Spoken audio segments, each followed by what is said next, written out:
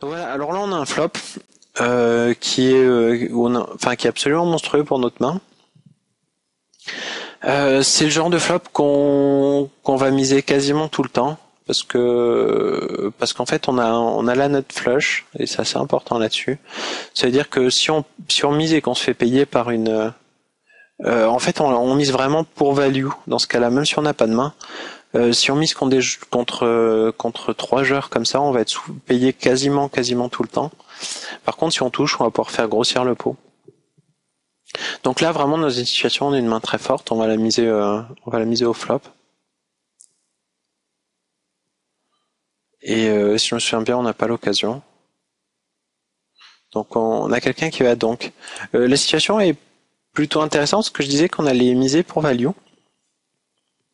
Mais au final, on mise pour value en espérant toucher, enfin une tonne. Contre des joueurs qui sont un peu trop larges, même notre as est souvent bon. Donc là-dessus, en fait, on a un bon tiers du paquet qui doit nous faire plaisir.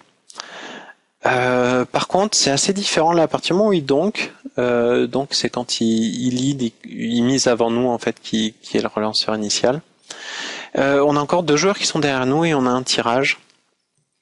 Ce qui se passe, c'est que quand on a un tirage, en particulier un tirage fort comme ça, on va jouer notre main pour sa value.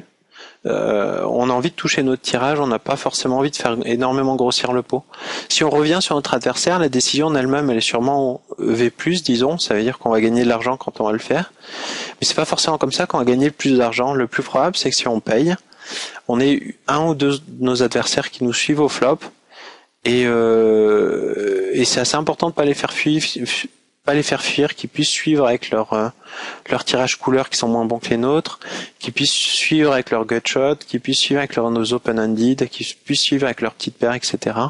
Simplement pour faire gonfler le pot, et les cas où on va toucher notre couleur, avec un peu de bol, ils vont toucher leur suite en même temps, ils vont toucher leur couleur, ils vont toucher leurs deux paires, etc. On va pouvoir leur prendre beaucoup et gagner un pot énorme. Donc là, en fait, on n'a vraiment aucune question, c'est une main on va simplement call. Et par contre, à partir du moment où on décide de la jouer comme ça, on va vraiment la jouer si du trèfle hit or fold, on va pas pouvoir bluff, parce que le flop est beaucoup trop wet pour faire fold nos adversaires. Donc on va call ça.